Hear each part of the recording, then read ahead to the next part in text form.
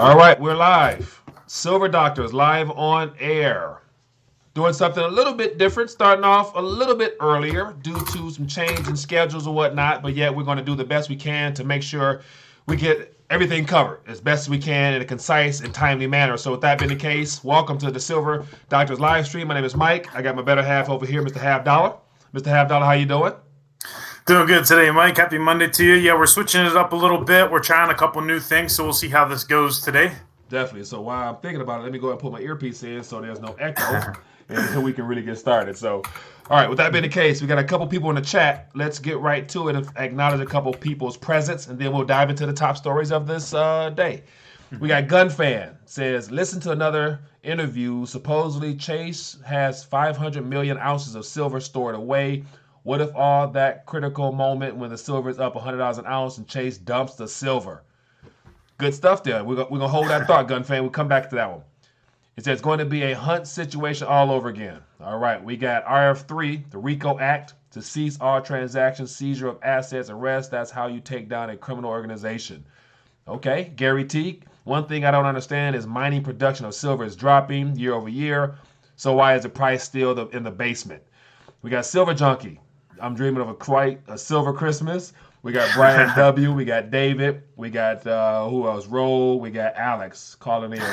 All right. So with that being the case, we got some good things to start with. Yeah. So we definitely got to touch on those. Decorate the tree with 999 silver ornaments. That sounds like a good plan right there. It does. It does. All right. So we are here. I'm excited. Monday. It's the first Monday of the month of December, the last month of 2019, and then we have a new decade ahead of us. And just a lot of things that we are being set up for on a good side and a bad side. So let's get into some of our primary topics, and we're going to definitely come back and touch on some from the chat. Mr. Half Dollar, what's in your mind? Nice. I want to start off with one thing we left off with on Monday today, Mike, only because I think this is going to be an ongoing, continuing dialogue between us. So I think it's good. Okay. Because I had said something and you countered it and you made an equally valid point, but it got me thinking even further. Because remember when I was talking about rich people will start moving into gold and silver once if they start to suspect that one of these Democrats gets elected in 2020. Yeah. And then you were like, well, maybe not so much because it would be more the middle class, the average stacker who would be the average person who would be moving into gold and silver because that's something that the average person can do, right? Whereas deep-pocketed people already have their wealth sheltered from the prying hands of the taxing authorities. Yeah. But that got me thinking, well, so if that's the case, well, the deep money and the smart money, they can still front run that trade so they could still move into gold and silver, because if the retail average person that these tax hikes are going to hit try and save some of their wealth into gold and silver. Oh man, talk about front running that, right? So that I don't know. This is going to be very interesting one way or another.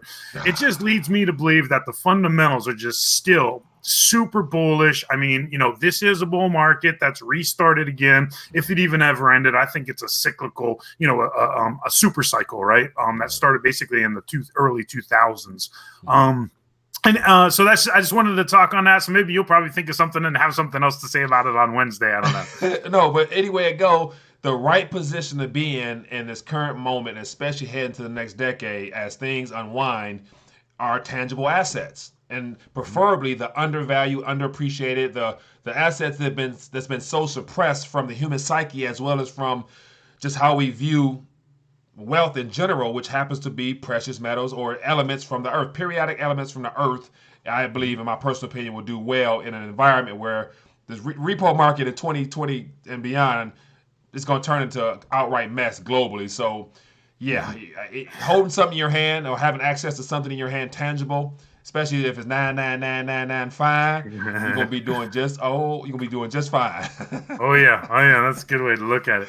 And then to hit on that very first question about, I think it was like the JPMorgan one, right? With like the massive silver hoard that they have. Chase has 500 million ounces according to Mr. Gunfan. So depending on whatever. So JPMorgan Chase, right? So we're talking about JPMorgan here and the silver stash, and I look at it in simple terms as like a hedge, right? Because, for example, here's why I say that, right? They maintain a huge short position in silver, right? The largest short position on COMEX, I believe, is JPMorgan. And what that means is, because when you naked short something, right, you sell something that you don't own. So technically, theoretically, right, you have to buy that back. And then the goal of shorting is you sell it at a higher price, right? And then because you think the price is going to drop. Right. Yeah. So if I sell something at $10 and I think the price is going to $5, if it goes to $5, I buy it back at $5. Well, I just pocketed $5. Right. So the risk with that is, what if price rises? Right. If price rises, if I sold it at $10, but I got to buy it back at $15, well, I just lost $5. Right. So I think that if there is this 500 million ounces of a secret silver stash or whatever, even if it's not secret, just this 500 million ounce stash, that is that buffer, right? Because they're massively short silver. So if they, get those margin calls because the price is moving up, goes to $100, well, guess what? They got a 500 million ounce buffer that they can use to supply into that market, right? Because, they have to hedge themselves like that, right? So those are just my thoughts on that. Did you have any thoughts on that? Yeah, I find that to be very interesting, just the fact that we have the silver manipulation and more people now knowingly aware of the hoarding or the large accumulation of that particular metal in general happening to be in JPMorgan Chase's possession, according to what we've seen and whatnot, and how the person referenced the Hunt brothers back in the 80s and how that was a problem. So the government came in and broke that up, and then Warren Buffett attempted to do that again after the dot-com time frame, and I think out of cooperation with the powers that be, he dismembered that hoard. But yet now, if JP Morgan is sitting on the biggest hoard, how come they're allowed to do it? And so that lets me know that somehow, some way, behind the scenes, this is a strategic dealing or some kind where no one's mentioning about JP Morgan Chase needing to break up their hoard, because clearly that would be a threat to the government if the governments cared, because if silver is the people's money, then why would you want one entity such as them to hold as much as they do, unless there's something intended and planned for our future in this next decade, or a better way to save this particular bank from all the derivatives mess that's going to implode in this next decade, in my opinion. They'll be sitting on something tangible like no other bank that we are aware of on this planet.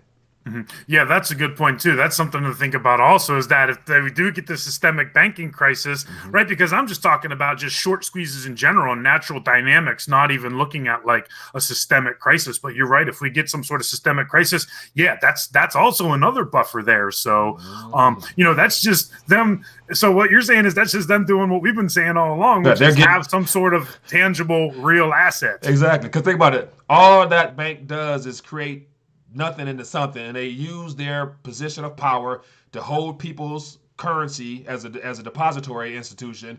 And they, as of now, they're not giving you anything to borrow from you, but yet they get to use their fractional reserve model to go out and buy tangible assets such as what they're holding on to, and so that they're insuring themselves for this next monetary paradigm, because they'll probably keep that hoard, and then whatever we're rolled into some digital whatever, they'll be able to issue against that particular stash and probably be the wealthiest bank on the planet. And so the GSIBs, there's 11 GSIBs in this country, the globally systemic important banks, and this bank here happens to have the largest hoard of known silver that I'm aware of. And so it lets me know that they're the front runner of being able to make it through this monetary hurricane that's going to sweep through this planet and shift us into something else. So I think they look like they're in pretty good position. And I don't know what number they are, but they've got to be in the top 5 just altogether, if not the top 3. They have to be, because they're probably. I mean, let me see. There's Citibank. I mean, there's a couple other banks, but JP Morgan Chase, JP Morgan, then Chase, that merger or whatever. JP Morgan's been around since the founding of the Federal Reserve System, so of course they are intertwined. And remember, it stems from the fact that the Exchange Stabilization Fund conducts its operations through the desk of the New York Fed, right? And JP Morgan is an agent bank, a member bank of the Federal Reserve System. So it just gets nasty with these interconnections that they got there going on. So that's that. But I wanted to talk just about the economy in general and holiday shopping and things like that. So that's how I'd like to hit it off today, Mike, if you'd like to. Sounds good. Sounds good. What you got in mind? Well, I guess the question is the stock market going to catch down to reality? Because everything that I'm seeing with the holiday this year is not really like painting the picture of a booming economy. And I think it's painting the picture of a crashing economy. Now, I sent you a few links there. Yep, I got them. The Macy's one and the shorter shopping. Which one you want to talk about? Well, the very first one is my article from Friday, just because there's a couple screenshots there I wanted to show you. It was called Abysmal something. Send me that one. I don't have that one. Oh, okay. Abysmal Black Friday. Yeah, shows. Okay, here's this one. Okay, but basically it comes down to this, right? Last year, Bloomberg, and this brings up another topic that I want to talk about, but like Bloomberg, right? Like in the mainstream world, like Bloomberg is the authority for financial news media, right? So Bloomberg is the one that everybody respects. Last year, I took a screen grab. I used archive.org. I love that because you can see snapshots of websites and a particular date in history. So this is Black Friday 2018, a snapshot of Bloomberg. Look at these phrases, Mike. It's a shopping blowout. It's a holiday shopping blowout. Shoppers are storming the beach at Normie. Shoppers are storming the stores, right? This is the tagline. Shoppers storm the stores in a Black Friday frenzy. It's a frenzy. So last year, right, we're talking about it's a blowout. It's a frenzy. They're storming the stores like no other, right? And then we get into this year. Have you seen some of this stuff, Mike? It's almost like this crazy thing that happened in London, which is haphazard off the cusp just to divert attention away from such a horrible Black Friday. I have not paid attention to it much since this past Friday because I didn't participate myself, but give me the rundown. Yeah. Okay. Well, here's one. Here's the first thing. So this is the tweet is from Brian Stosey or Sozi. Now, this guy right here is actually a Yahoo Finance correspondent. So this is an MSM propagandist right here. So he pushes the MSM establishment narrative, correct? Now, what he's saying is this, right? And I'm just going to read this because it just shows a few things.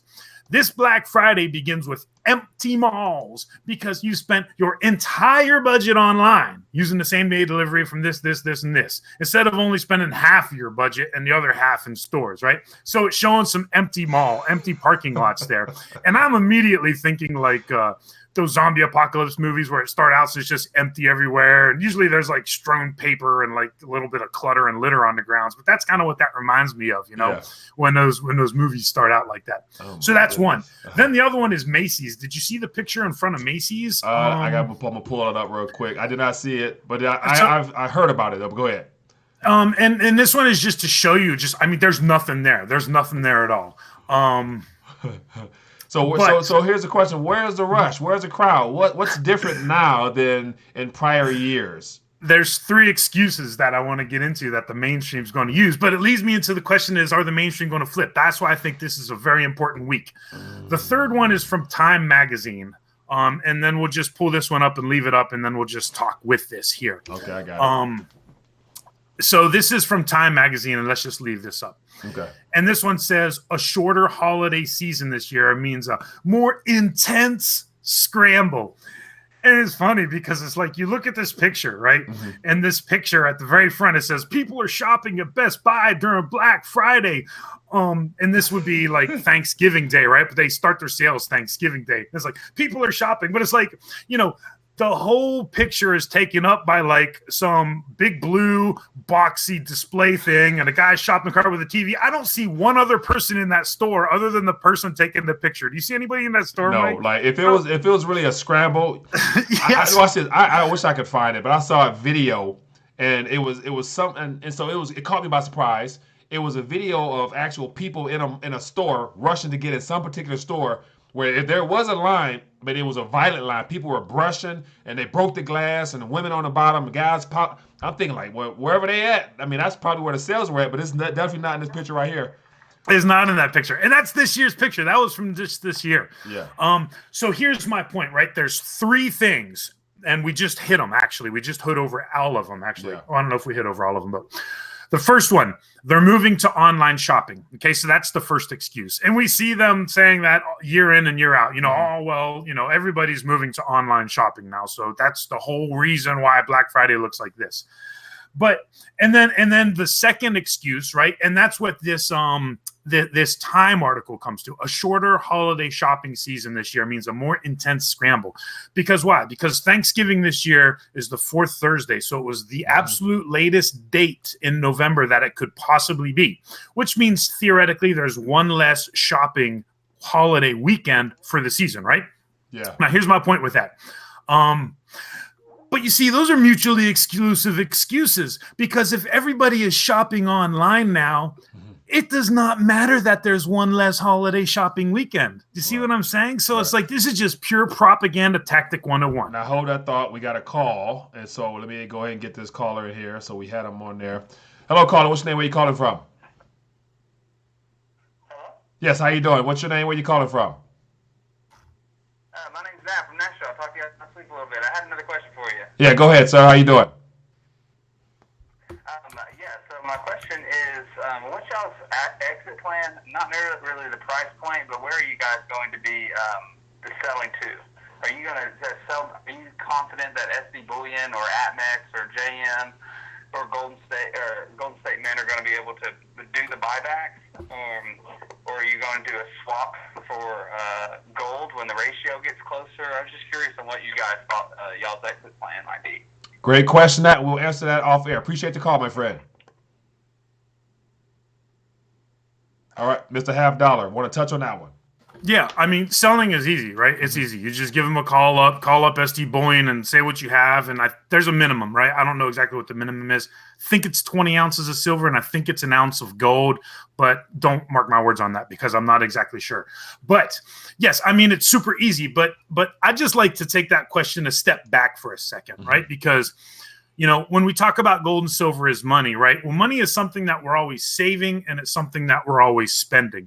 But in the end, ideally, I would not like to sell, in a sense that I would like to pass it on to my kids. Now, absolutely, when this bull market, when the cycle turns and the ratio reverts, I think it's going much lower than 40. But if it goes to 40, then that's free gold. So yes, I would absolutely be turning in silver for gold at that point in time. Secondly, if silver runs up to 100, sure, I'd sell a little bit, because I'm way up. Why not? And then maybe buy, something with those proceeds, right? Silver goes to 1,000, maybe sell a little bit more, and then it crashes again, because these are cycles, right? And me and you are still pretty young and pretty healthy, so we can probably live through a couple more of these.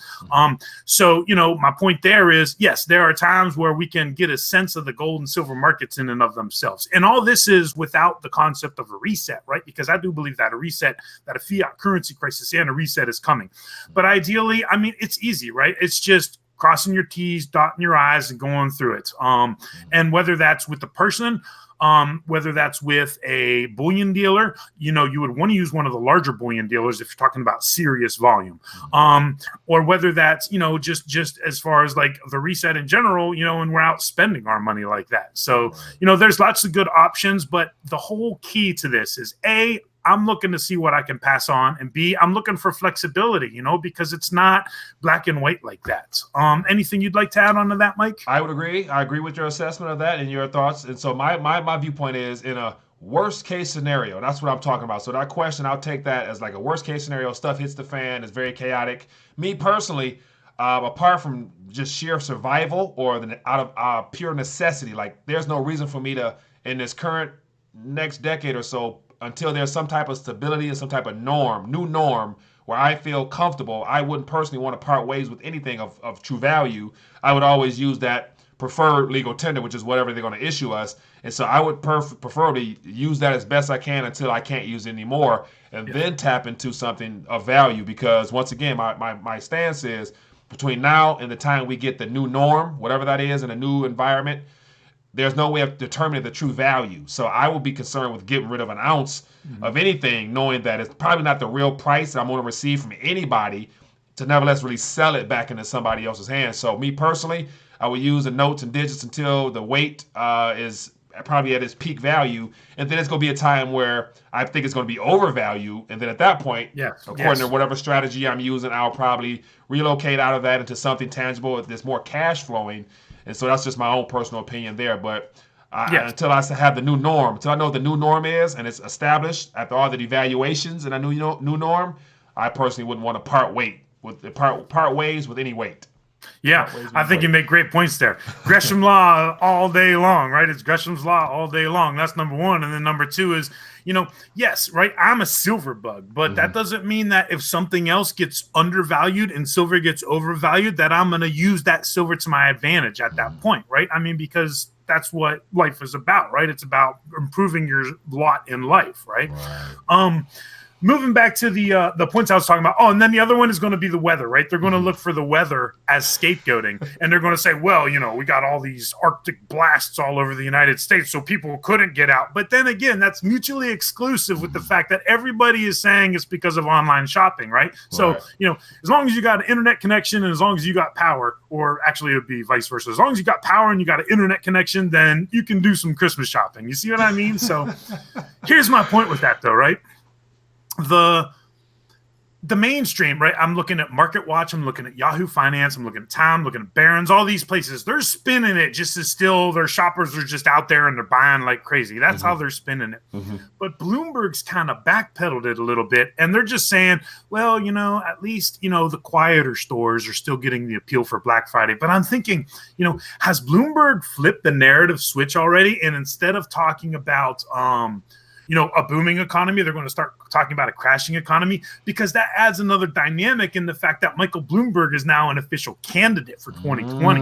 That right there paints a little bit of a biasness in the mainstream media agenda, because I can see them low key playing into that into 2020, which can help Bloomberg get a little bit of momentum, and as well as so it won't be just Bloomberg itself; it'll be all the other anti-Trump media sources, which happens to be everybody, even Fox every now and then. So there'll be no viable true media sources other than me and you to really give the people, somewhat of the truth. So they're going to have to come to Silver Doctors Live on air to get the real deal, basically. That's right. Because Bloomberg would be the first one to flip that switch, right? So all the other ones are going to start following. That's what I think, right? I wouldn't doubt it. Because for President Trump, the fall guy, right? And we got to get something better. So it can't be a booming economy, because why would anybody change something that's not broken, right? And the mainstream narrative for the past 2 years has been the booming economy narrative. Yes, sir. And so watch this. So before we transition to our next topic matter, let's check in with the chat briefly and see if there's anything out there. And so we got about 200 or so people watching us, so we appreciate everybody tuning in. And so testing a new format, starting off a little bit earlier, and going to try to squeeze as much as we can within a 30 to 40 minute time frame. So that kind of puts you in a tight bind too, because if you want to get involved, you got to call right away or highlight at Silver Doctors, and we'll try to address that. So we got Donald Muhammad says, Mike, Trump is implementing Kissinger Momentum 200 through the trade war. Farming, etc., is being destroyed. Yeah, so speaking of trade war, just on a real note, there's a stall now because of the Hong Kong bill legislation. So China, of course, is like, we're not going to sit down with you at the table if you're trying to impose your democracy upon our communism type of viewpoint. So we're going to hold this off. So that is not good either for Trump, because once again, he's not going to get his deal, which won't help this economy narrative at all. So he's not really, I'm not, it's starting to look really, really bad. And this whole Make America Great, it's making America great, but it's going to cause the reboot of our monetary system in a way where most people are not going to want this the next phase of whatever America will be under this current administration. So, yeah, good points. And I read a stat on Friday. I don't remember exactly where I saw it, but it said something like, because this whole this swine flu over in China that's killing like all the pigs over there. But like apparently like if China like imported like every single hog that there was, I don't remember if it was hogs or pounds or dollars or what it was, but it was something like, I think it was hogs in general, like one hog. They imported like 25 million hogs to satisfy. Or like if they imported all of the hogs that they could, it'd be like 11 million, and then that wouldn't even satisfy their demand of 25 million per year, something crazy like that. So that's also leading me to believe that with or without a trade deal, we're also just about ready to see some massive inflation when it comes to food here, because if China needs, twice as much pork as the world can produce, that's telling me that there's going to be some competition for those hogs. Yeah, very much so. And so speaking of while you're talking, I looked in the chat, and so today is Cyber Monday, and so I typed in Cyber Monday just to see what came up, and one of the leading articles happens to be on the screen now, It says Cyber Monday shoppers on track to hit a record 9.4 billion. So this plays right into what we were talking about earlier about the retail stores aren't getting much traction. So, but yet we got to make it up by saying that Cyber Monday, which, the numbers is always what I question. It could be true, could be false, but it's a deliberate push towards this particular stream here as opposed on an e-commerce side. So what are your thoughts on that? Yeah, that's true. That's one. So that's the part of the scapegoating. Then two, that's part of the whole push to get us into a digital economy altogether in general. So that's number two. And then another thing is, I've been seeing these deals for a lot longer than just the past couple weeks, right? Somewhere around Christmas, I started seeing the Black Friday deals. Before Black Friday was over, I was searching my inbox in Gmail, and I was seeing the Cyber Monday deals before Black Friday was even over, Mike. So it's like, and then like Newegg. Newegg is this site where I buy computer components if I need some new computer components, right? Like a power supply unit or something like that. They, for like the whole entire month, they said guaranteed to be the lowest price through the holiday season, or they'll do like something like 105% of the discount. You know what I mean? So like if you find it cheaper, they'll match that and then return even a little bit more than that. Yeah. So, the deals have been there, right? This isn't new. This is something that's been just going nonstop with getting bombarded with these ads. Yeah. So those are my thoughts there. Oh, and then another thing, just to wrap up this whole holiday shopping and Black Friday thing. I saw a couple interviews from New York City, and like 3/4 of the people that they were interviewing were foreign, right? With like Asian and Indian accents. And what is that telling me? That's telling me that people were just flying into New York City to do their shopping over Black Friday weekend and then flying back. Why? And you can speak to this and I can speak to this because prices in the U.S. are hecka better than prices in other parts of the world. So even flying into New York City and then spending money and then flying back, you just saved even more money taking the airplane flight into consideration. Yeah, very true. So we do have a call. Let's get this caller in here. Hello, caller. What's your name? Where you calling from? Hey, guys. How you doing? This is Alex, and I'm calling from the school in New York. How you doing, my friend? What's on your mind this afternoon? I'm all right. I just want to touch base on the point that you guys, move about going forward into the future. I love how you guys trying to give a solution or something to turn to once everything goes down. I just like to say, as far as the cryptocurrencies and the things that these guys are rolling out, that seem to be coming up, and how now people are open mind to it. But I would say not to have to keep an open mind to the simple fact of the more that we give credit and we give wings to things like that, the more they'll push that out toward them. They can only do what the people allow them to do. And if we accept another form of fiat currency, whether it be digital or anything else, it's just going to put us back to the same place that we started from. So even passively keeping an open mind towards that, I believe is also part of the problem. To think that we are going to push into it, maybe we won't, maybe we will, but at the same time, if we give life and we give breath to those type of notions, then that gives them power and authority to do it, Right. I do agree, my friend. Thank you for calling and sharing that. So they'll only give us what we allow. Problem is, majority of the population happens to be asleep at the wheel, so they just look at it as regular evolution of our currency system back. The fact that it's more convenient for them to have a card to swipe or a phone you can tap now. It saves you the hassle of having to get up, get in your car, go to the bank, get money. I can just do it from my phone. So we're being sold on convenience, but that convenience is taken away from us the very freedom that the gold and silver, especially paper, was supposed to have for us. So something you can actually hold in your possession. So, yeah. And I know you guys don't have it as actual physical metal, but I would say that you guys are the ones with the signals waking us up at the wheel. These guys that are asleep, it's you guys that are the ones that wake us up. When we hear certain things and pass that on, that's what wakes the people up. So if you guys seem to, maybe keep an open mind towards that, I'm not saying keep a closed mind. Yeah. If you give breath to that and you accept it, then those that are asleep at the wheel will stay asleep. If they hear you taking a position and look, we're this and we want something tangible and we want something real, don't give us fake for our real, then that's what's going to keep the people going, Yeah. And no matter what, I definitely appreciate you guys. I'm not going to take up too much of your time. I think you guys are doing great work. I love you guys' work. Thank you, sir. Doing what you're doing because we do hear you. Appreciate you, my friend. Appreciate you. All right, have a good day, boss man. Appreciate you. You too. Yes, sir, Mr. Hampton. That was a great call there, man. Keep an open mind. But yet we've been steered directly in the direction where most people are willingly wanting to go because of the convenience and everything else. But I think when we look back, we're going to say, man, I wish I wouldn't have failed for that. But it is what it is. Yeah. And it's funny, too, because I don't see the convenience, because part of that was like, oh, it's so much. And this was back with the credit cards, right? Now it's just a phone. And it's like, oh, it's so much easier just to do this than to pay cash. But like my experience in stores, that's not the case, right? People are always taking more time trying to pay in these digital and electronic ways than if they would just pay with cash. Like I said, I remember, I don't know if you know, but I like to pay in cash a lot. But as much as you can. Because the other point with that, I can't remember where I was going to go with the other point with that.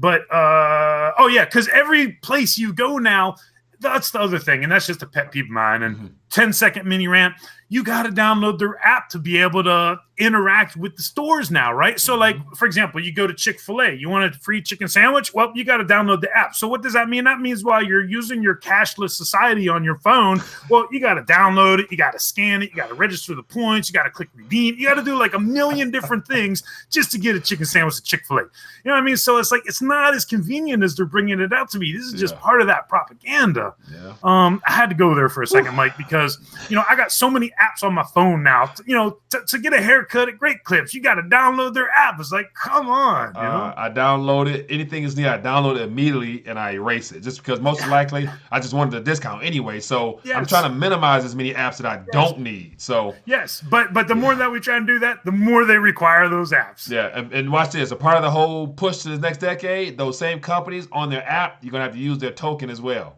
Yeah, so right. Expect the tokenization of their preferred medium of exchange will probably be their own digital unit of whatever, so that they can control even more of your everything else. So, Mike, as we look to wind it down here, I just wanted to say a couple things about this week. Go ahead.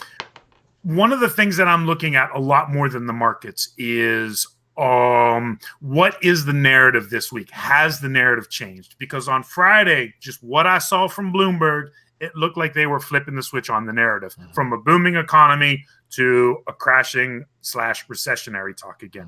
So my point is, I think we should be watching this because also on Friday is the jobs report for November, right? So, hey, if we got this booming economy, we got all this great stuff, then there should be jobs, right? And there should be a minimum, even if Black Friday sales weren't spectacular, there should still be a minimum of some hiring going on in November for the holiday season. So that's another thing. So this week, and that's on Friday, right? So today is Cyber Monday and then Black Friday. So then the BLS jobs report, the employment situation report. So we have a whole week to see what kind of narrative is going to be coming out. And if they have, in fact, flipped that switch on the narrative.